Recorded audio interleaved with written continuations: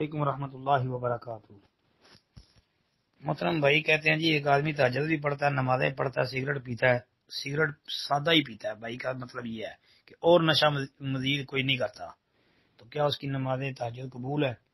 جی محترم بھائی، یہ جو اس کا فعل ہے یہ تو ٹھیک نہیں ہے۔ سگریٹ پینا، سگریٹ حرام ہے، یہ جائز نہیں ہے۔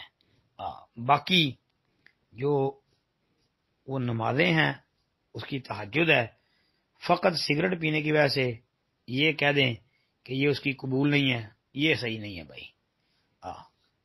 جو وہ باتیں کر رہا ہے، نمازیں پڑھ رہا ہے، بھائی وہ اس کا ایک الگ عمل ہے، اور یہ جو ہے سگریٹ پینا یہ اس کا ایک دوسرا فعل ہے۔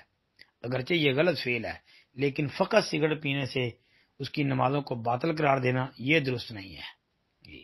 باقی اس کو سمجھانا چاہیے بھئی آپ نیک آدمی ہیں، تہجد گزار ہے، نمازیں پڑھتے ہیں، تو یہ سگریٹ جو ہے یہ صحیح نہیں ہے، اس کو چھوڑ دے۔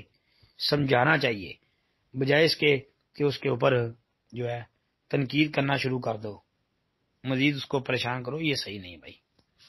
السلام علیکم ورحمۃ اللہ۔